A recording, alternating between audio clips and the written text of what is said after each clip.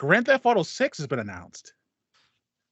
Now, gentlemen, I'm not sure. What? Some people, some people, if you're of a certain age, you might not know what Grand Theft Auto is. Grand Theft Auto is a You're game right. Wow. that used to come out at regular intervals in gaming console generations. It has not come out in 10 years. So this is the first brand new mainstream, I think actually just any Grand Theft Auto to come out in 10 years. Hello and welcome to level 86 of the Thoughts and Players podcast, the gaming podcast with bold takes and no strings attached. I am Jeremy, here with my two compadres, of course.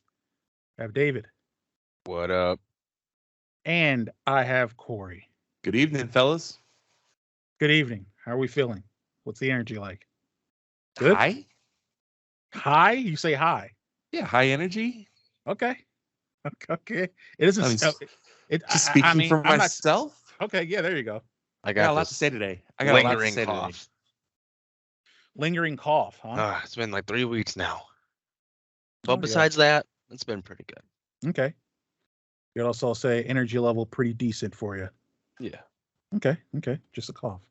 Well, ladies and gentlemen, chickens, ducks, and hens, we welcome you into this level of the pod, where we're going to be talking games. This is our game talking episode. So, Finally. there's, yeah, exactly. Finally, right? We did have our Mount Rushmore of Sega Genesis. I believe that's the last one we put out, level 85. Make sure you check that out. See what we put as the top 4 for Sega Genesis. I think you and we are surprised by Yeah, I think this was who made a difficult one for us yet. It was very tough. Yes. Yeah, a lot of petition, a lot of politics. Huh? Yeah. I did get a message about that episode. Yeah. The message said they disagreed. And they said Golden Axe was trash. Yep, I knew that was coming. I knew it was coming. I'm sure that wasn't the only thing they disagreed with. You know, there was a number. Sonic 3 was the one that they would have picked as well. So I think it was for that gentleman, who's a big fan. Shout out to you. I think it was just a total loss for him on that Mount Rushmore. But I'm happy with it. I was very happy with what we picked. Yeah, I like it. And I will say that from my recollect, Sega believes otherwise. The actual company believes otherwise. Yeah, so be sure to check that out and let us know your thoughts on that. But let's hop into talking games, shall we? And I know we have like a little kind of like mini roundtable topic that we want to get to. Do we want to jump into that first, or do we just want to talk about what we've been playing first, and then Mini. Okay.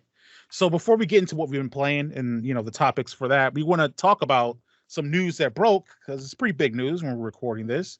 Grand Theft Auto 6 has been announced.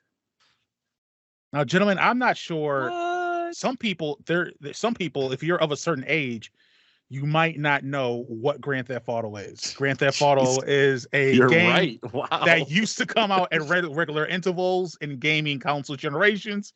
It has not come out in 10 years. So this is the first brand new mainstream, I think actually just any Grand Theft Auto to come out in 10 years.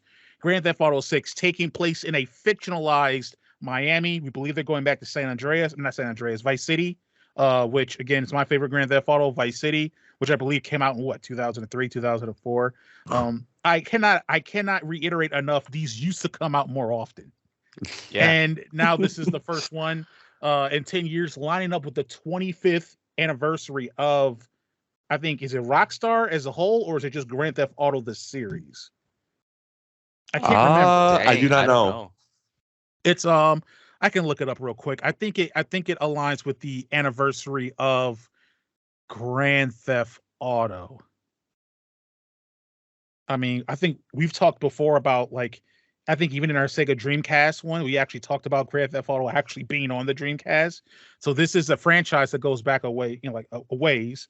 And most of their games were released.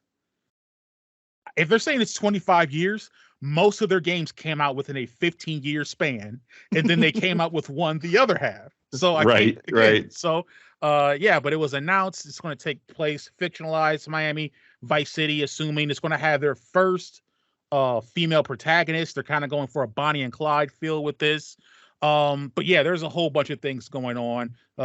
People are obviously amped up for this. Grand Theft Auto is one of the biggest franchises in gaming. I kind of want to hear your guys' thoughts and ideas on this news and what your expectations are for Grand Theft Auto 6 when it arrives. I mean, if they're announcing it, it's got to be within the next year or two, which is insane to me. Yeah. Is it no? though? It has to be. Is it it? has to be. Yes, 100%. And let me just say about Grand Theft Auto in general, I truly believe it is like one of the very few blockbuster like games that when it's announced, like the whole world stops and they're like Grand Theft Auto. I don't even know any other game. Like maybe Call of Duty back in its heyday. Every year it was like, man, we see Call of Duty, but I can't even think of another one. Like Nintendo has Zelda gets pretty big pub every time, but that's like mostly confined to like gamers, like Zelda. Like Grand Theft Auto is the apex of everything in terms 100%. of gaming, where everyone's like underneath its shadow. So Grand Theft Auto 6 going to be a huge reveal. Will probably break records for most viewed trailer in 24 hours and stuff like that. So pretty exciting to look at. I am a fan of Grand Theft Auto. I buy them every time. None of them seem to kind of make my like top list of all time, but I'm excited. So the original it came out in 97. Okay.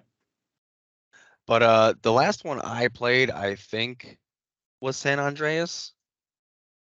So it's been so you quite didn't a play while. 5 at all? No, You didn't play 4 at all. No, I don't really like them too much. Yeah, I feel you on 4. So, but I mean, I think this is good. The people of this franchise have been waiting, as you guys said, 10 years now for a new release. And with how much money and they make off of number 5 and how much time all of these players put into it, they deserve this. And I only hope that it's what they are dreaming it to be. Yeah. How about you, Jeremy? I will say, look, your boy, I've loved Grand Theft Auto going all the way back to 3 particularly. I played a little bit of 2, but mostly 3 I think is where like everybody got into it, and that's where I got even more into it.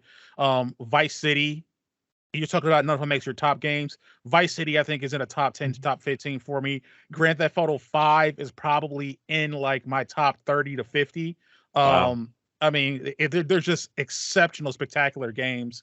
So much freedom, so much detail in the world, the way they build up everything, and the writing in them is like some of the best writing in games, honestly. And so, I mean, I guess it's kind of our history with it, our expectations for it. What are the expectations? My expectations, briefly, is that it's gonna be bigger. Now, I also feel like it's going to maybe suffer a little bit because Grand Theft Auto 5 printed money. It probably did better than the entire U.S. economy, the life of the game. And they're going to try to make sure they keep that up. So I expect there's going to be some ways where monetization creeps in, and I'm going to be like a little bit like, but I expect expectations. I expect a fear I have is the writing. Grand Theft Auto has always kind of been irreverent in its writing. It makes fun of everyone.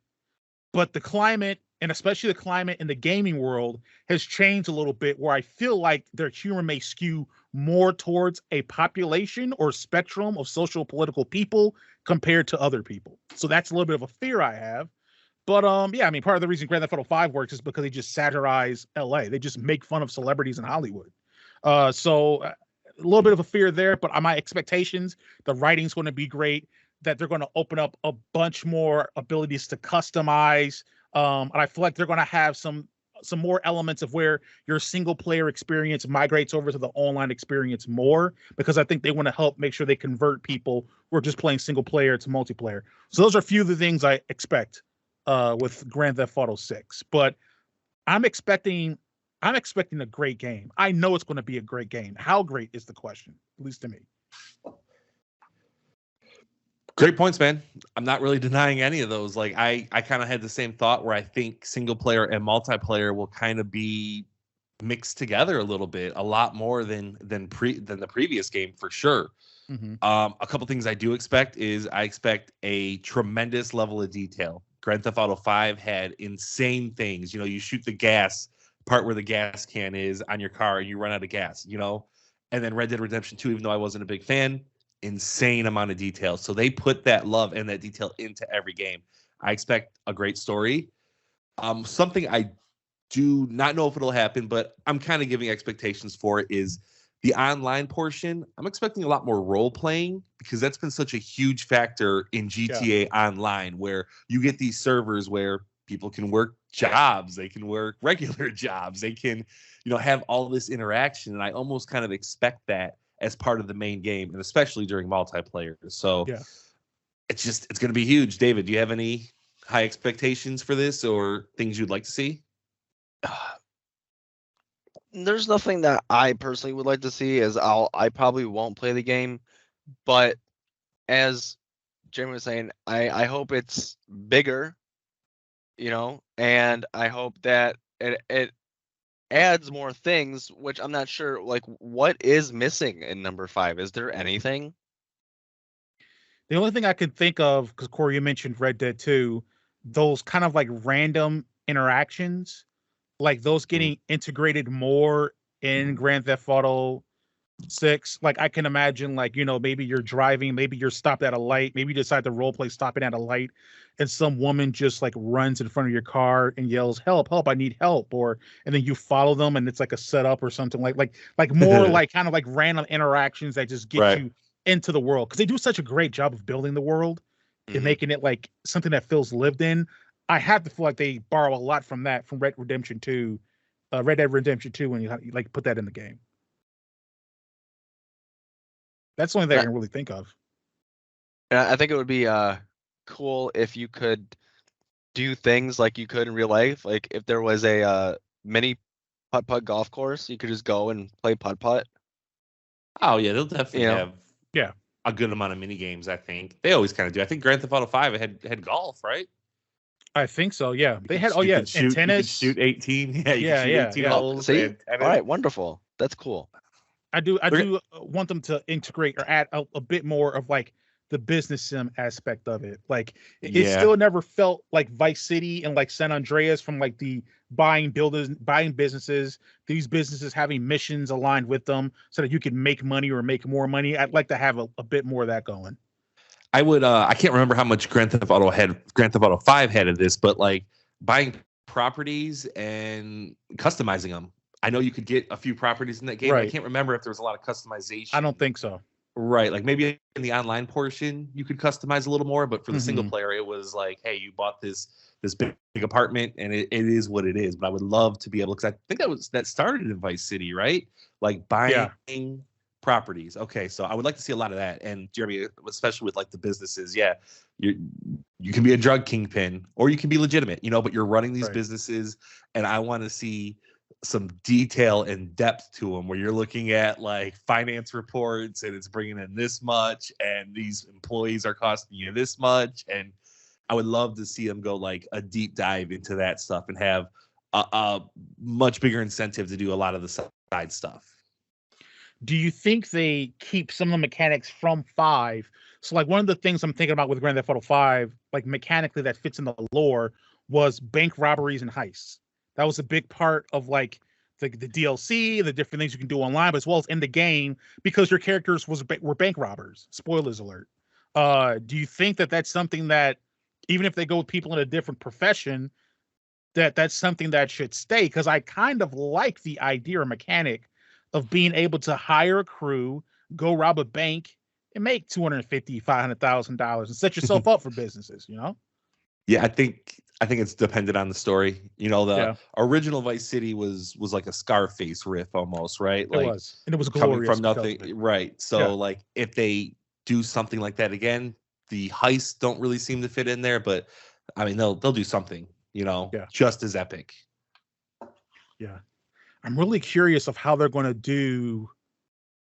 I'm curious. It's supposed to be, from my understanding, a modern day Miami Vice City fictionalization, where Vice City took place in the 80s. So they had 3, which was like present day. And then in Vice City, they went back 20 years or whatever, 20, 30 years.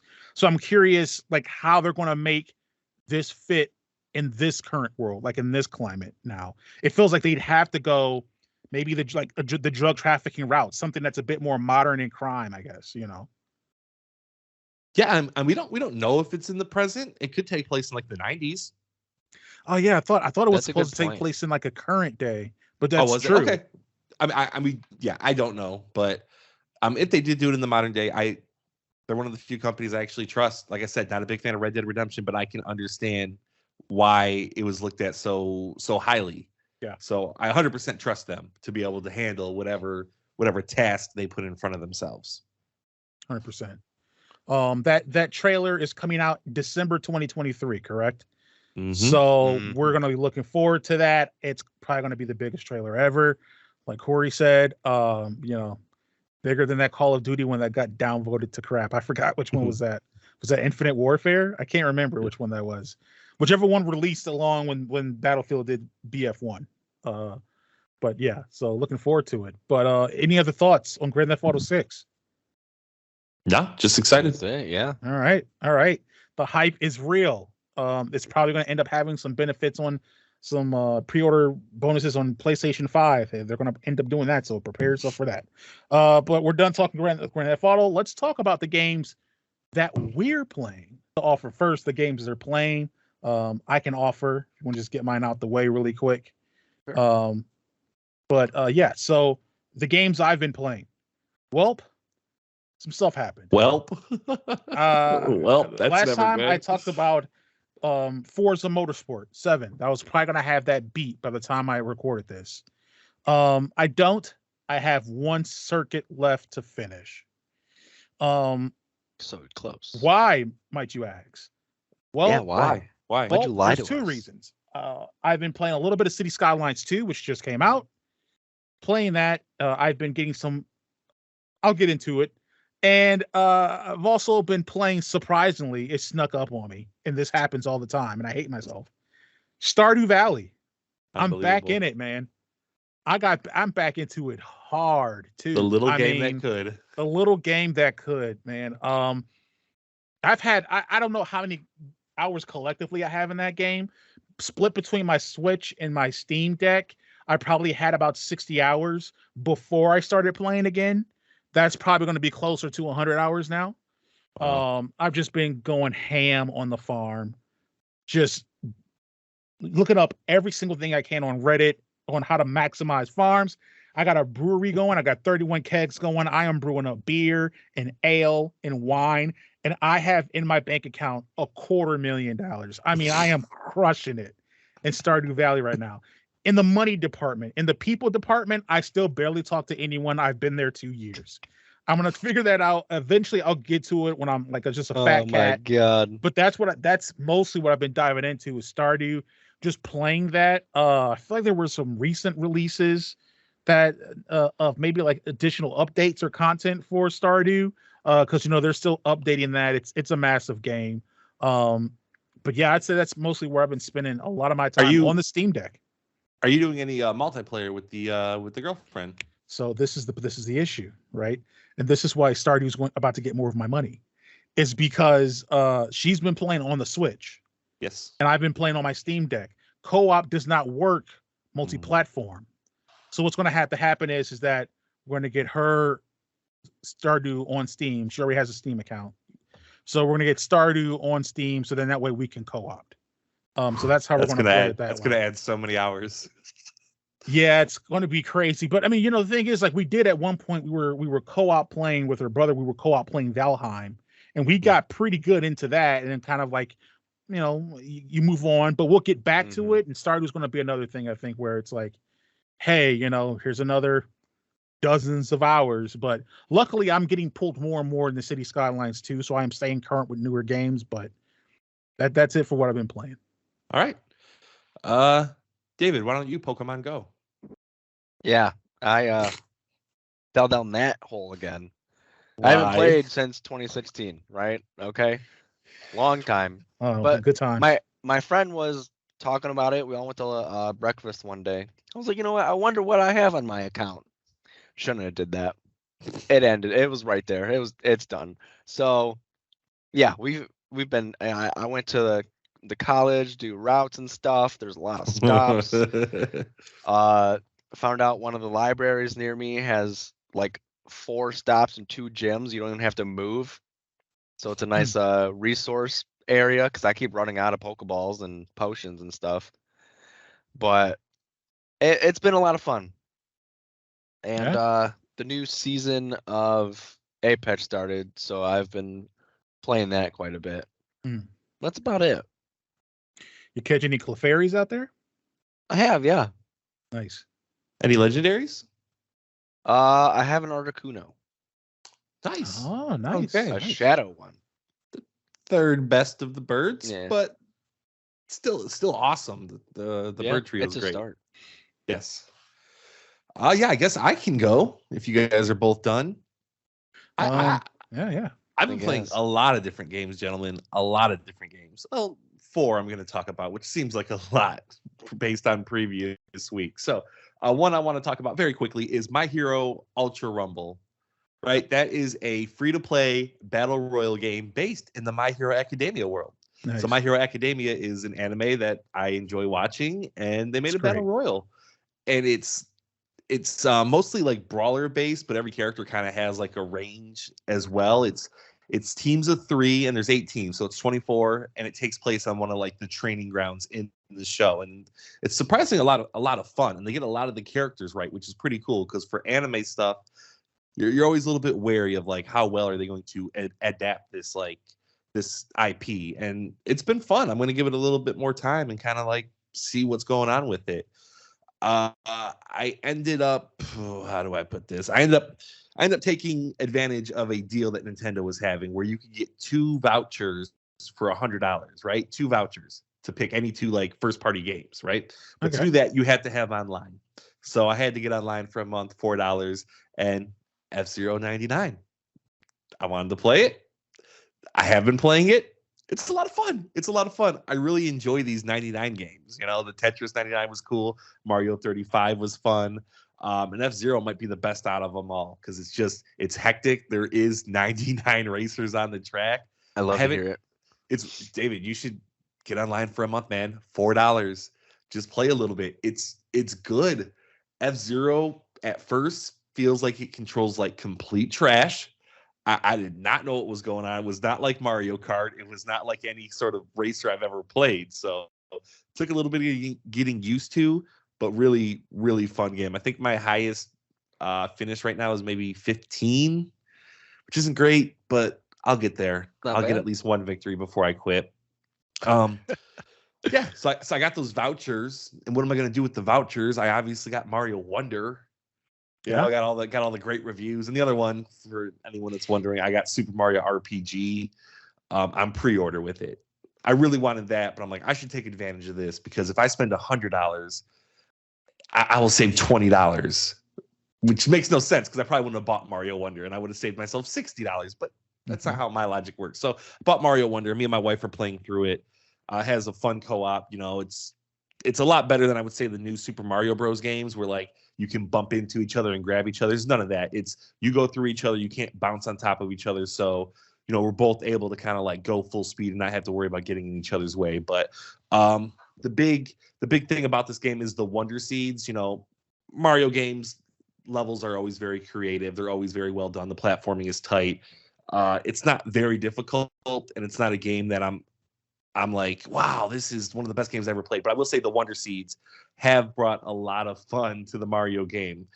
Midway through a level, you collect a seed, which you need to do to unlock stuff in the game anyways, unlock like further levels, and it transforms that level for the rest of the level, for the second half. And there's a lot of really funny, unique things. It seems like almost every level so far has a different effect that it does have. So like, for instance, in like either the second or third level. It was like mostly a piranha plant level. I collected the Wonder Seed. All the piranha plants like jumped out of their pipes and they started singing a song as they marched. It was really cool, really unique. You know, just fun to kind of see what's going to happen with these Wonder Seeds. And we're having a good time, you know, just playing it casually, couple levels a night. You know, when she works, I obviously don't play it by myself, but you know, my son kind of likes to watch us play. So no complaints about it. Yeah. It's not gonna burn, you know, set the world on fire with how great it is for me, but I'm enjoying it. Whew. And then finally, guys, if I could go on a long tangent here, we're going to talk a little bit, but I wanted to talk about this game. We missed last week. I'm so excited. Like last week, actually, I'm talking Spider-Man 2 here. Last week, I was like, I got to talk about it tonight. I've got to 100% this game before I talk about it. I got to platinum it. So last week I platinumed the game and I 100%ed it. Nice. And if you guys recall, like on Final Fantasy 16, I was like, I've only 100%ed 2 other games in my life. Oh, now I've 100%ed 3 other games. Spider-Man 2, I 100%ed. I platinum.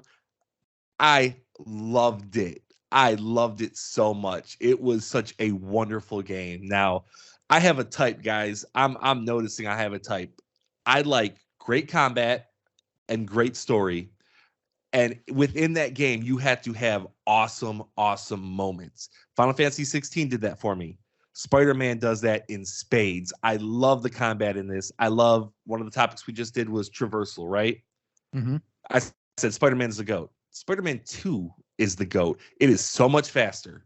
So much faster. I don't even know if I could go back to the old games at all. Just the swinging is so much faster. Wow. And then is this Spider-Man 2? Does it have the most Black Teen swagger? It sounds like it has the most Black Teen. It has the most Black Teen swagger that's ever swaggered. It is, yeah. They added the web wings, which were kind of prominent in a few of the trailers.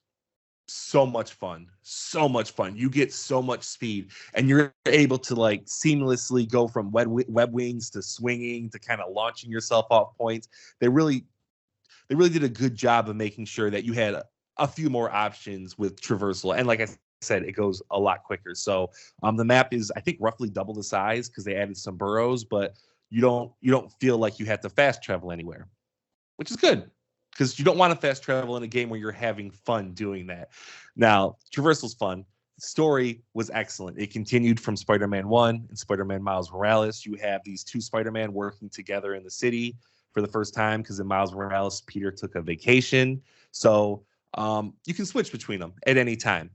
Now, that part isn't as cool as I thought it would be. A lot of the missions don't have you kind of focusing on both and you can't switch like quickly, but it's still a lot of fun to kind of like be like, okay, I'm done with Miles for a little bit. Let me go to Peter because they do have different things. Peter Parker mostly focuses on the metal spider legs on his back, and Miles Morales has all the Venom Strike stuff. But they kind of simplified a few things that I think worked really well for it. Now, in the original Spider-Man, he had like, I think maybe like 8 different web gadgets that could all be upgraded and all could have like different abilities. They lowered it to 4 that each of them share. They also, and like I said, I think it's almost better for it. It's fun. You get to know them a lot better. You're not what I would do in the original game. Since you had 8 different ones, I would spam all 8 in a row. And that would kind of take out a lot of the guys that you had to take care of. But that's no longer really the case. Also, they had a lot of suit upgrades where not upgrades, but like an ability for a suit, like the spider arms. You could attach that to pretty much any suit, but there was also attachments for extra attack. There was also attachments for extra webbing. They just got rid of that. You know, now the spider legs, they come out on finishers and a couple of different animations, but it's simplified in the fact that you're not attaching all these different combos of things and missing out on some stuff. They put most of that through the ability tracks. And there's 3 ability tracks, 1 for Miles, 1 for Peter, and 1 for combination. Combination is mostly like traversal and just normal Spider-Man skills, but each of them have their own paths that they go down. So very cool with that. A big game in all Spider-Man games is the suits. I think there's 78 suits, I think. I was going to say 700, but yeah. Holy crap. Well, it might as well be 700. It's a ton. It's a ton. And they've had all the big hitters here. In the first Spider-Man, they notoriously left out the black suit because they knew they were using it for this, and that's the best suit. So you have a good number of combinations of that one. Something really cool that they did is for a lot of the suits, not all of them, but for a lot of them, they also have different color schemes. So a lot of suits, in theory, are 4 variations of that. Which is that a big deal? Like I'm talking about suits here. For Spider-Man fans, I think it is a big deal. For me, it was a big deal where I get to kind of like explore this and see this is cool, this isn't cool. And then finally, the story. I want to talk about the story a lot. I don't want to spoil anything, but stuff that was shown in the trailer.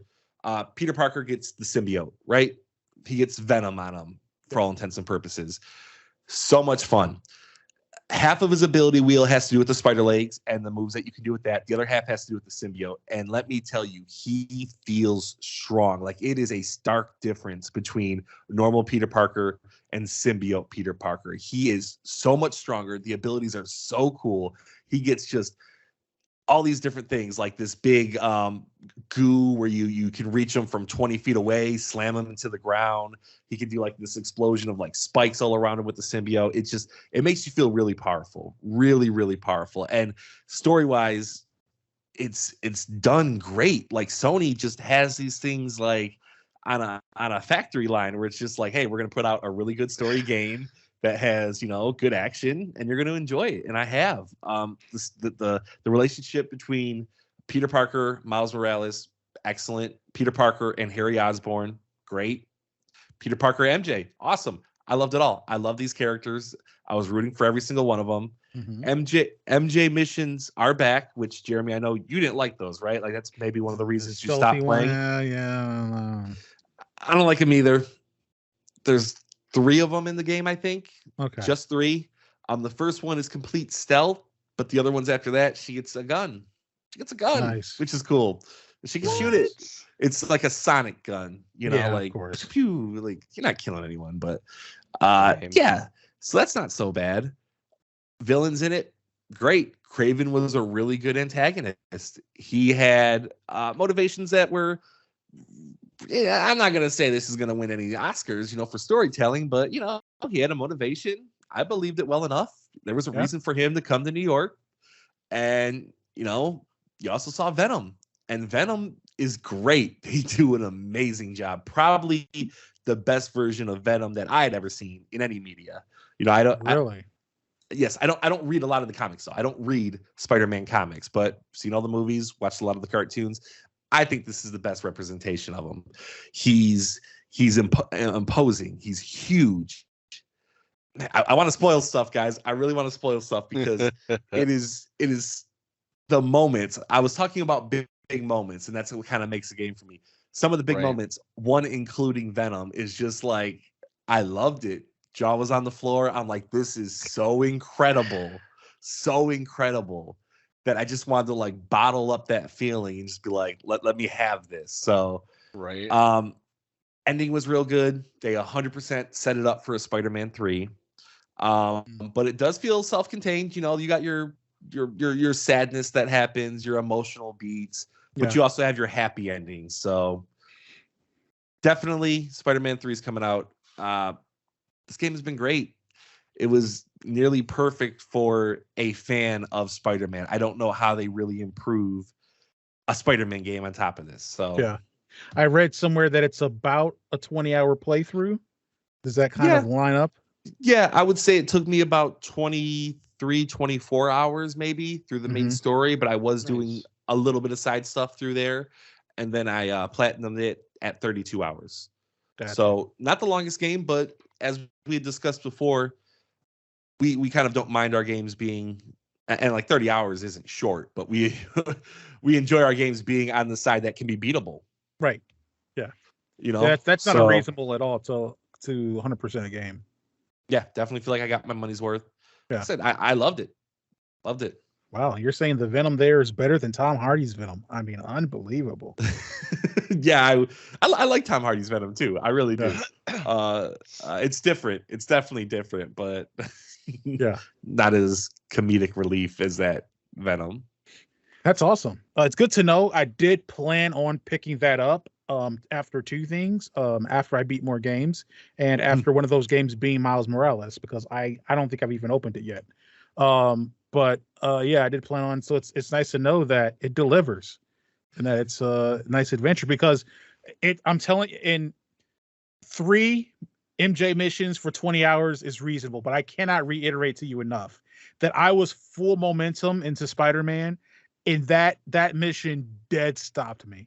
I believe it. Oh, I believe it. And like the side stuff, they bring back quite a bit of the side stuff, but some of it's better. So like in Spider-Man 1 and Miles Morales, a lot of the random crimes were part of like the 100% completion. Do 10 random crimes in this. Random crimes don't mean anything. Like all the side stuff is like name stuff that you want to do, and it's pretty varied. You have your puzzles. I don't know if you remember doing some of the puzzles in the original Spider-Man. They're all skippable. If you're not enjoying the puzzle or you can't find the solution, you can just skip right past it. No penalties, nothing like that. So like I said, the MJ missions, the first one is definitely stealth. I found it to be pretty annoying. I did not like that mission, but like I said, she gets improvements throughout the story, and by that last one, you're kind of going guns blazing. It's a little bit of a third person shooter action going on for a small bit. Yeah. I mean, if you're telling me that MJ missions become essentially Uncharted missions, I can stomach. I can stomach it. Yeah. Yeah, it's good to know. It's awesome. Spider-Man 2. Yeah, check that out. That's such a good year for games. Like, oh my god, I have like 4 games that I would almost rank as high as I can. Yeah, and it's just incredible. It is a good year for games. Some would argue maybe great. I wouldn't, because I've had some missteps. But so for next topic, David, if you want to launch into yours, or I can go into mine. I'll go into mine. Okay. All right. So there was a article not too long ago that Xbox plans on having third-party accessories no longer being able to be used on their product. Mm-hmm. Now, so that, I think they're called like Zens and stuff. Like a lot of people use these things that help with their aiming and stuff. It's essentially a legal aimbot, and they're trying to get rid of this, but they're just doing a whole third-party ban, So I know there's quite a few gamers with disabilities, and they have like these special controllers and stuff like that, and that's just gonna negate that. So I was going to talk about, do you guys think third-party accessories, controllers and add-ons to controllers, stuff like that, is good for Xbox and PlayStation and Nintendo, or is Xbox going in the right direction and getting rid of third parties accessories? I understand it, right? Because if you have a more closed ecosystem, I mean, it feels like they called up Apple one day and said, "Hey, what do you guys do?" If you have a more closed ecosystem, it allows you to do better QA and different things like that. But I do think the ban of like a complete ban of third-party peripherals and different things like that is crazy. Like you had mentioned, handy capable, let's say, gamers and stuff like that. And Xbox has made, this is one thing that doesn't get talked about. Both of the two major ones have made strides in this, but Xbox essentially with like accessibility, like they've made great strides with it. One of the things I would say, like Forza Motorsport 7 has some of the greatest accessibility options ever. It reminded me of much like The Last of Us Part 2 did, right? Like the accessibility is crazy. So, but I think it's short-sighted to not think about that, because a lot of times those gamers have to go through certain vendors or get certain types of third-party peripherals in order to support their way of gaming, right? And I also think about back when I was a kid, or if, hey, I got a buddy coming over to spend the night, I've only got one controller, we want to play, let's run into GameStop and just buy a cheap third-party controller that'll work for a week or two, so we can get to play and have that experience, right? And now I'm getting robbed that I have to buy your proprietary at minimum. And I mean, Xbox throws their controllers typically on sale pretty regularly for around like $40 or something. I want to be able to, if I got to hump into a place and buy a $19.99 controller, I want to be able to do that. It's the same. If you think about PlayStation, you're $70 at least on a controller. Yep. I mean, good Lord, you know what I'm saying? So like, I understand it, but I do think there's going to be some fallout of it that just isn't going to work well for a lot of gamers. And I think like handy capable gamers and gamers on a budget are going to be the primary people that kind of suffer from this decision. Yeah, I agree. I wish I would have been able to read more deeply about this, because looking at it from like hearing you talk about it, it seems so ridiculous to me that Xbox would do this, because yes, the handicap, they do have their own controller and it's probably really good, but yeah, I'm thinking, and Jeremy, you're talking about like the cheap accessories. I'm thinking like more high end, like racing wheels. Xbox does not have an official racing wheel, so that means something like that is banned. Fighting sticks, tournament legal fighting sticks that are like very, very expensive. I feel like, and like I said, I wish I would have been able to read it. I feel like this is something just to get rid of that, the one thing that you had mentioned with like the legal aimbot, and it'll go by a case-by-case basis. It's not obvious, but to me, it's obvious that they're not going to get rid of stuff like the fight sticks or the racing wheels. It doesn't make sense to me. Right. But maybe it has to get kind of like certified through Microsoft. That's the only way I can see this working, because to me, it's a bad decision if they outright ban third-party accessories. Or that might be the process. That reminds me, there was a story that came out because a third-party company had created a screen, essentially, that you could hook onto an Xbox Series S. It was kind of like the same size, and it's like a little mobile screen you can basically attach to it and play the game on the go, right? That had to go through a certification, and so it's basically the game is able to sell it through or with the blessing of Microsoft. So maybe that's something that you have to go through. Maybe if there's third-party vendors like an Asus or a Corsair or some company like that that's making peripherals that they're a third party, going through an approval process like that might make sense. But the interim is that gap still hasn't been filled, and there's still a lot of ambiguity around like, what does this mean, right? So, I mean, I don't know. Are there vendors that handicap users usually use that are approved to continue making these peripherals for them, or is it something that they have to wait and see on? And then, if I'm a handicap gamer, like, what are my options until then? What's the clarity I get? This sounds much more like a Sony move. It sounds very Sony. It does. like Microsoft wants to make money, but they always put out the gamer first face. They always do. They always do. They always want to make money, but they always like, hey, we're here for the gamers. And this is, I got to read it. I got to try to figure out certain wording, that leaves options open. Because there has to be. It seems very anti-gamerish at this point.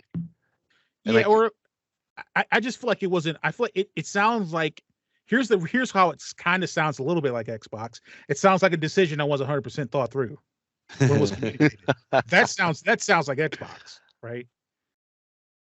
But yeah. That's disappointing. Yeah, I think third-party stuff is good because, like you said, on the one side, they cheaper stuff.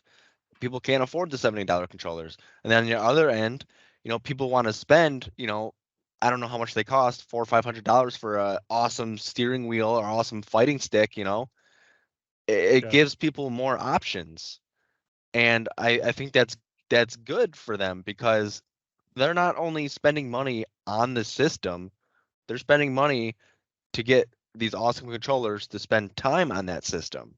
Right. And if it is just a regular controller but better, I know my brother has an Xbox styled controller, but it was like a $200 controller. I'm not sure what it is, whatever, but like he's spending that time to put more time and more money into that Xbox.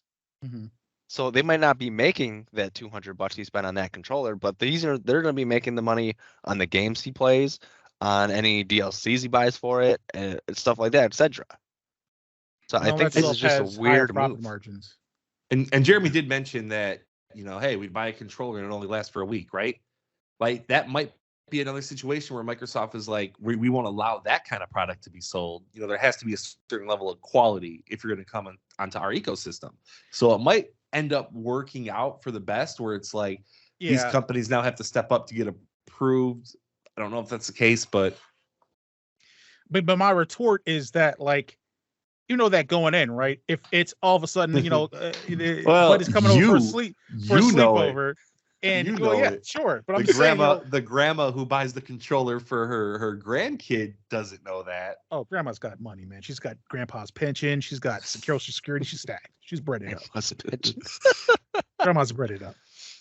But yeah, that is it's going to be interesting to watch and see how that goes, because you know, Xbox has been stepping up their peripheral options and availability.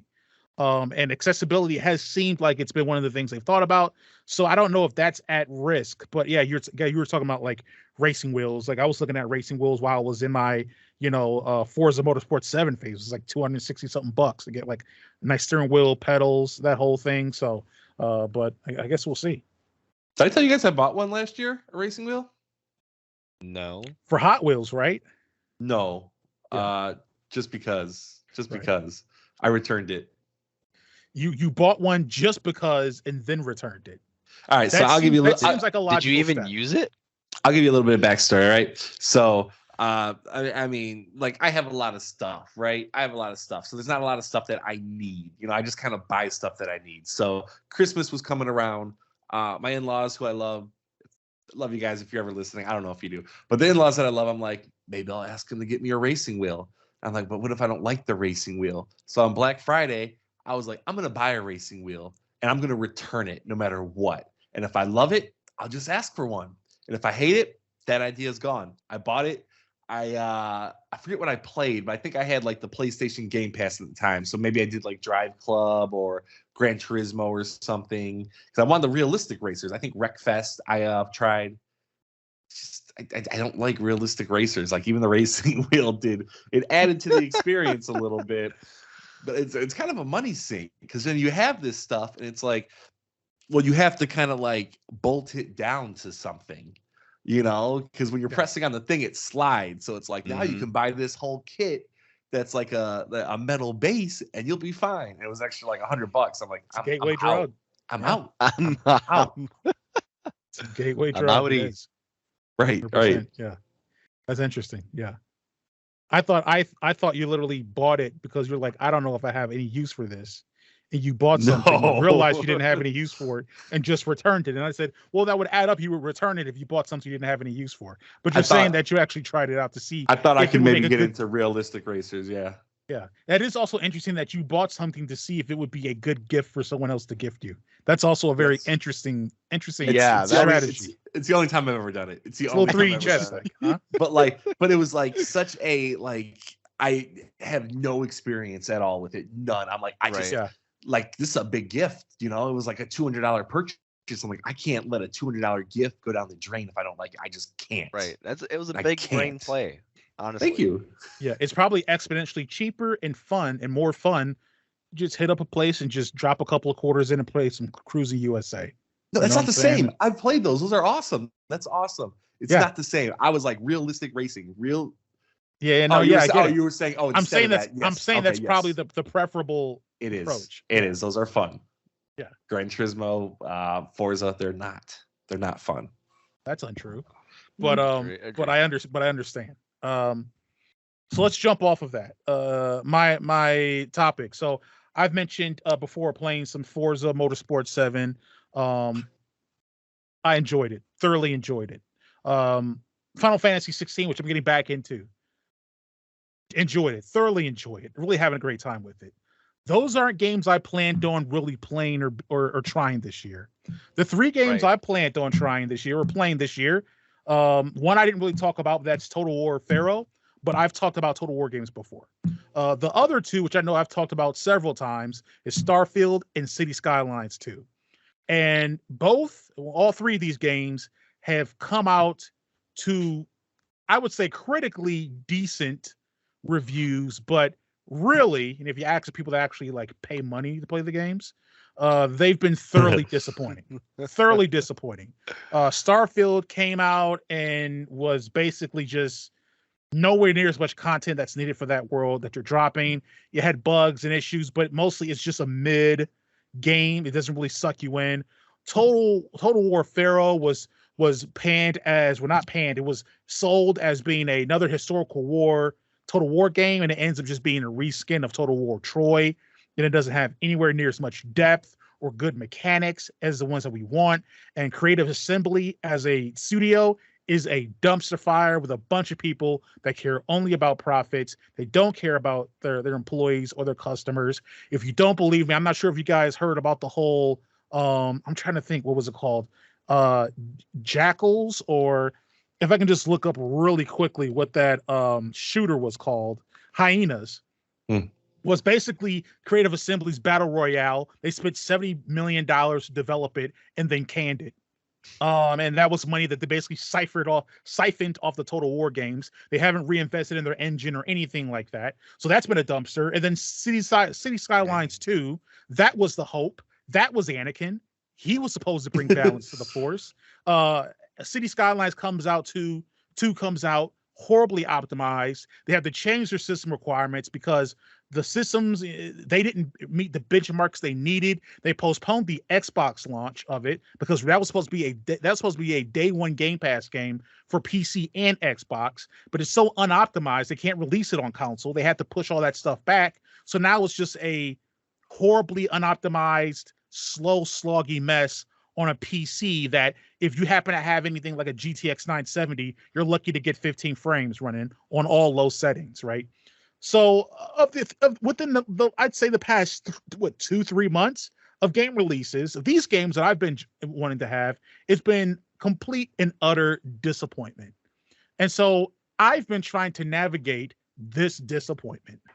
And I'm curious if when there's been times in gaming, your gamers' lives, where you've had to deal with massive disappointment of a game or multiple games, and how did you handle it? How did you navigate it? Was it something that, did you go back to a game you love and try to respur that energy?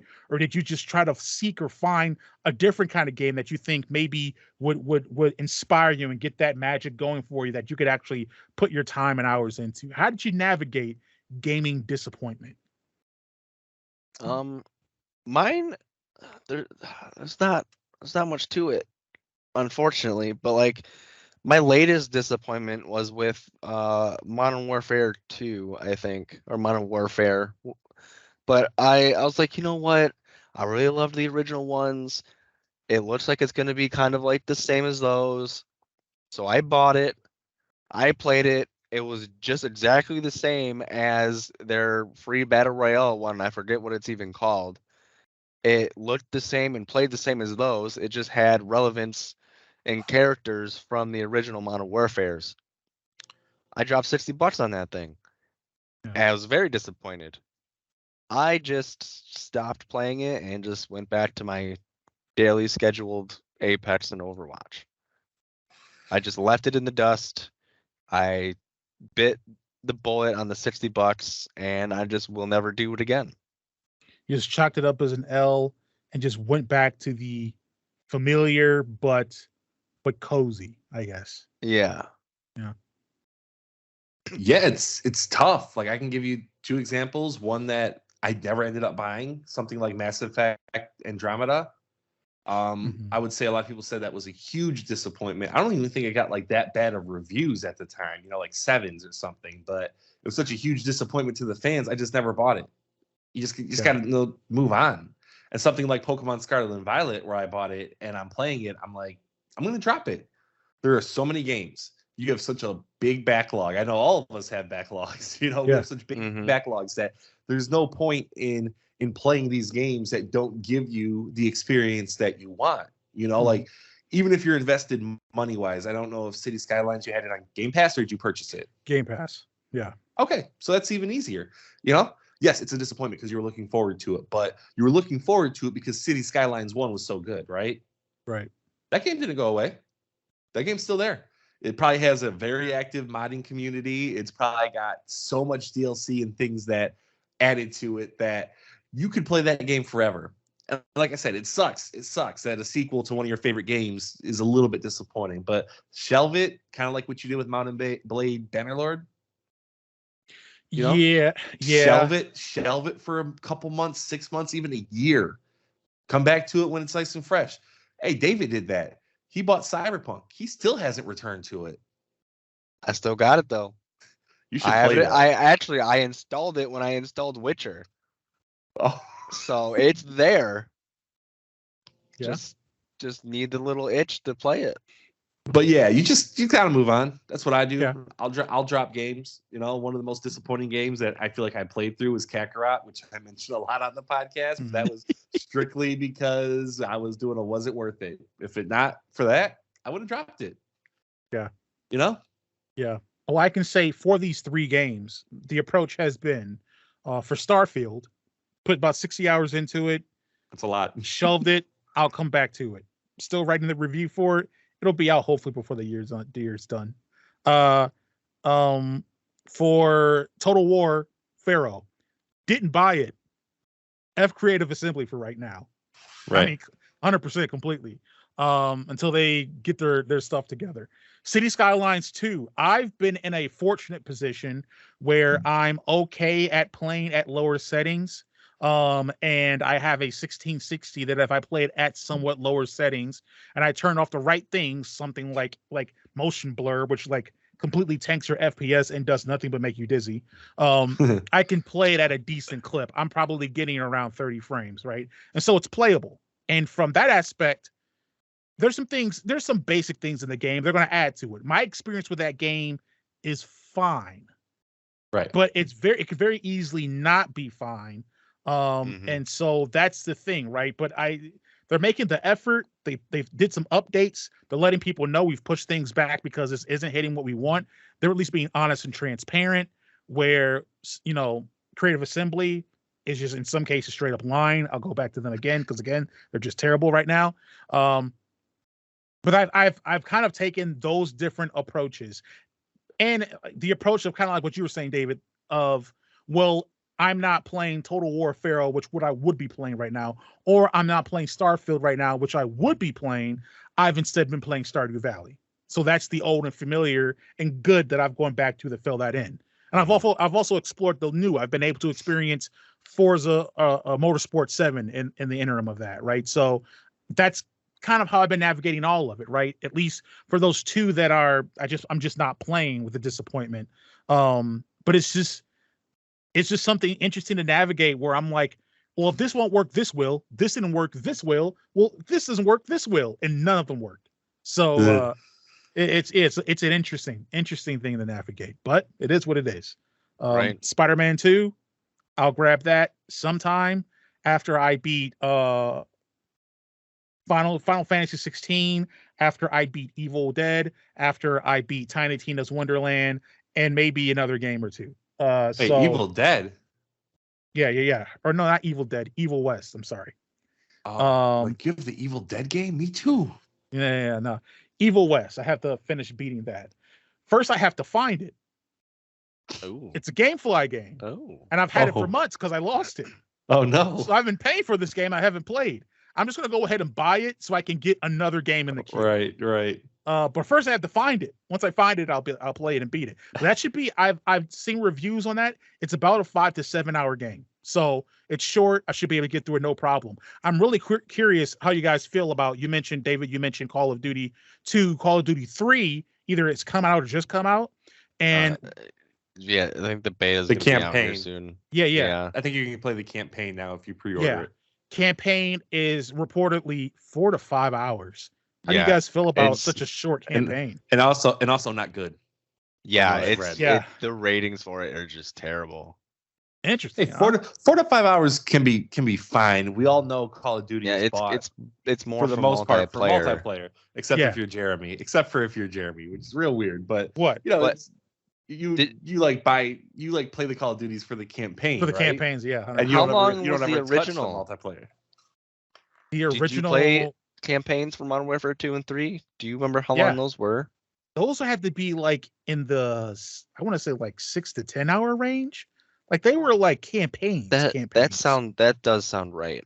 Now they weren't anywhere the length of Battlefield campaigns. I remember Battlefield campaigns being much longer, maybe in like the 12 to 16-hour range. But they still had some time with them, 4 to 5 hours. I mean, part of me is like, that's not good value, and part of me like, oh, I can knock this game out in an evening. Right. You know what I'm saying? Like it's. And then how much of that is video, or like whatever the cutscenes. Right. So Yeah, if you really 100%. cut it down to playtime, it's probably 3 hours easy. Yeah. And for me, like I'm not paying $60 or $70 for 3 to 5 hours of gameplay. That's just not something I want to do. So Right. I wouldn't want to. I'd like, hey, can you charge me for just? I know you sell your game in pieces. Can you charge me for just the campaign? How much is just the campaign? Is that $30? Still too much. Let's get around $15, $20. Maybe we can go there. Right. It'll be nice once it goes to Game Pass. Like once it starts coming to Game Pass yearly. Still waiting on that Diablo 4 to get the Game Pass. Right. No, Phil Spencer said not this year. Maybe next year. Maybe next year. Maybe next year it gets there. But yeah, that's it for my topic. And that's it for topics in general, which means we're heading to games. It's game time. And Maybe. the game we're going to be playing for this level is Legally Guessing. Oh, we forgot to discuss it again. I was waiting on the edge of my seat. Like, what are we playing, guys? Yeah. Well, the part of the reason is because it's much quicker to kind of get prepared for. Very easy. And also, if I remember last level, David, you did a Legally Guessing game you had. Yeah. Which ended up being Dragon Ball Budokai 3. Yeah. Clutched it out in the end. You did. It was very well done. Yeah, Cory, when you in that last level, before you lost rock, paper, scissors, you said that you also had a game for Legally Guessing. That's true. I did. So do you have that? Do you have that game, or would you like to be more of a guesser than a? So here's the deal. I don't have my iPad in front of me, and I record on my phone. So I think I know enough to be able to handle it, but I would rather not, just in case. I don't want the fans, taking me down a notch. So Jeremy, if you would like to take it, if you've got something, I've got a game. So yeah, Legally Guessing. Just to set it up real quick, ladies and gentlemen, chickens, ducks, and hens. It's when you have 20 questions and one guess to guess a mystery game that is in our head. I'm going to be bartending this round of Legally Guessing. So I'm going to get everything queued up here. I'm going to be doing user scores, user reviews from well, not user scores, but just information that I have about the game. And so yeah, when you guys are ready with questions, fire away. All right. Is this an exclusive to one console family? No. Thank you. Yeah. Okay. So it's multi-platform. Yep.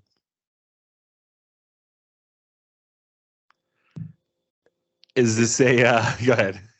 Is this game from the last 15 years? Last 15 years. Let's see here. Yes. All right, so 2008 plus. So we definitely have like a few it's PS3 and onward, right? It would be. I believe. All right, most likely. Okay. Is this game part of a franchise? Yes. Okay, that's good. That's good to know. It's not a one-off weirdo game. Okay. I mean, of course, that always leaves. It's not, but that would always leave the option for a Chrome Hounds too. You know what I'm saying? No, there's no Chrome Hounds. There is no Chrome Hounds. That's very good. You got it. That is funny. The character you play, is it a human? Yes. Okay. Can you play more than one character? I do not believe so. Okay, so that's good to know. Yeah. It's a linear game. So would you think probably no multiplayer then? That's what I'm thinking. Because multiplayer usually You can pick has multiple or people. creative. Okay. Yeah.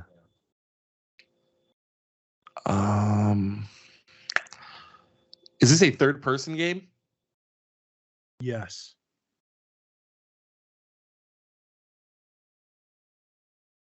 Third person, human, last 15-year game. Did this come out during the PS3 era, which would have been PS3, Xbox? That's Xbox 360. No, am I That would behind be an era PS3 then? 360 Switch. I mean, PS3 360 Wii. Do I want the PS4 era then, David? Or PS3 is fine, right? I think that's the tail end of it. Right. Okay. Is this part of the PS4, Xbox One, Switch era? No. Okay, so it's the tail end of previous gen. It could be this generation. He could be tricking us by like, well, let me look at the year. It's close, but yeah. Well, yeah, it doesn't want to just give it away. He's not our enemy here, but yeah, it can be tricky. So it's probably PS3 era game. Xbox 360.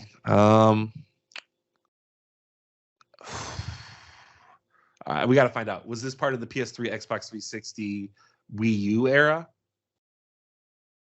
Yes. Okay. That's good. That's a lot of games. There's a lot of games there. Third person, humanoid, or human. Yeah, it is human.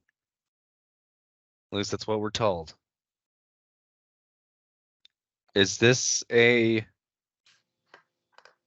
platformer or adventure game?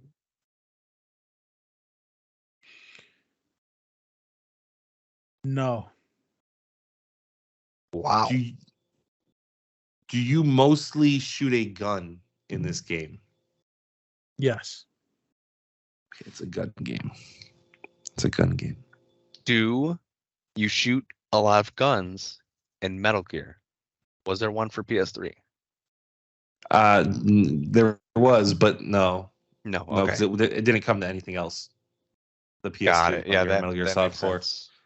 I think we should figure out if it's like a present day game or something maybe in the future or past. I think that's a decent question.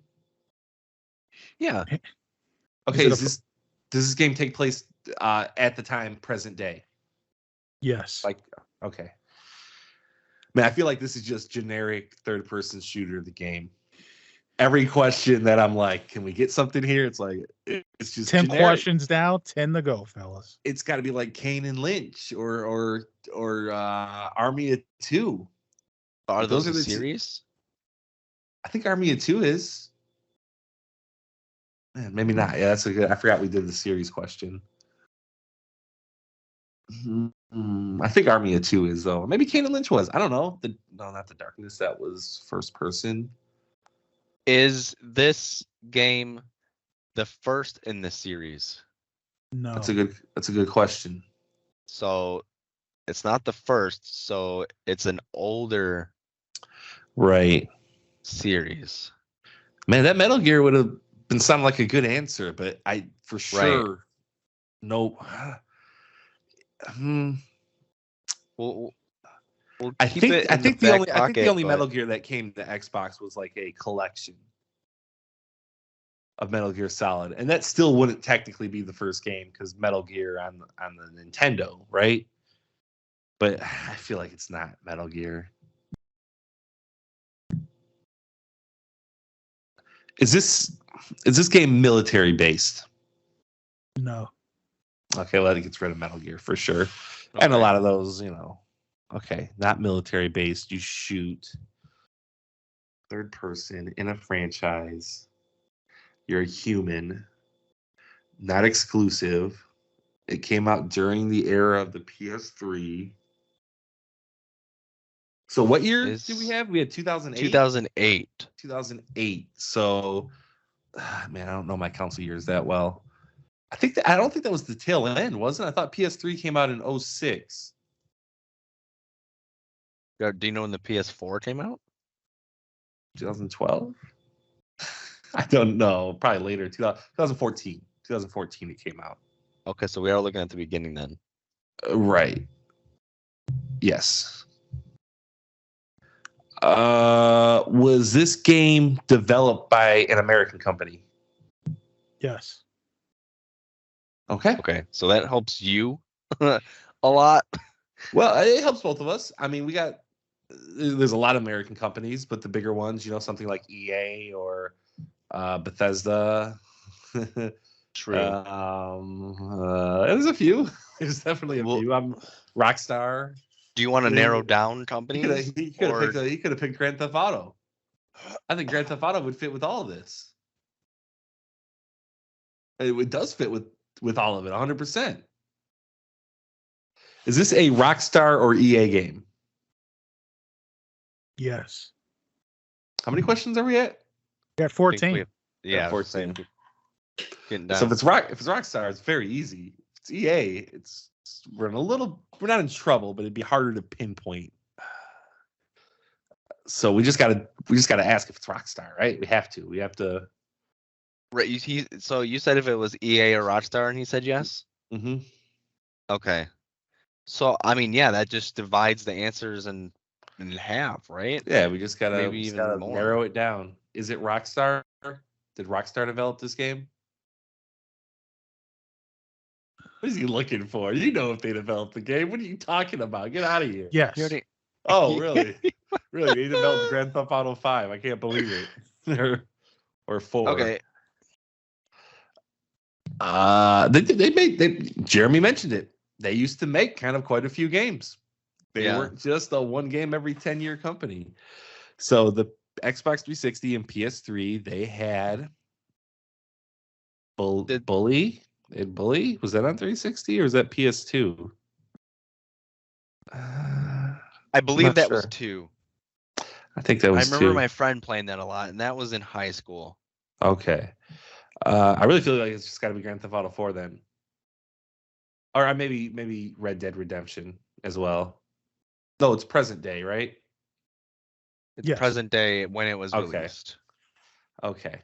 So, I think it's just Grand Theft Auto 4. I think Manhunt was PS2. Yeah. Is this game the 4th in the series? Why is he looking? He knows. This is...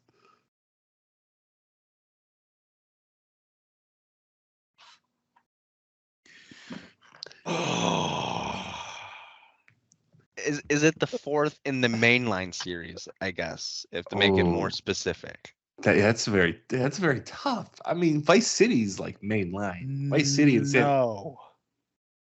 Dang it! What a.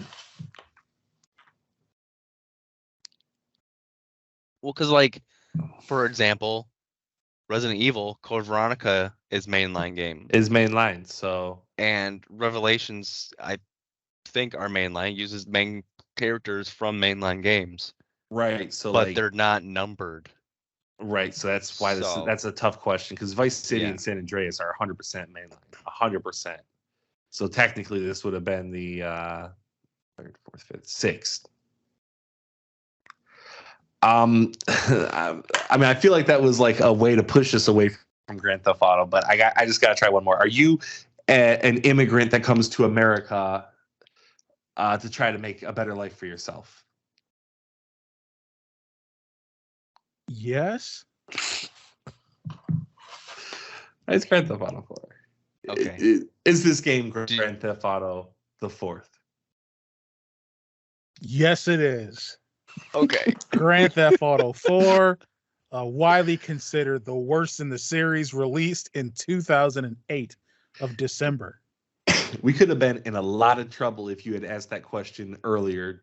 Obviously, you wouldn't have asked it earlier, but if we were like, I don't know. Yeah, the 4th in the series question. That's a tough one. That's a tough one. Yeah. Because I was hoping it says 4. You think 4. Yeah, because I mean, Resident Evil 4 definitely is not the 4th Resident Evil game. Right. Yeah. It was pinning it down to 08. It's good. Is it your least favorite Grand Theft Auto? Is it yours? Oh yeah, easy. Yeah, like I feel like the story was good, but not much else going on. I feel like the driving was like panned. Like It it's wasn't just kind of great. like There was basically no customization in it, right? Yeah. Going from San Andreas to 4, that felt crazy. Right. And yeah, like they had the two expansions that came out for it, The Lost and the Damned and the Ballad of Gay Tony were like great expansions for it. But those came out in like 2009, 2000.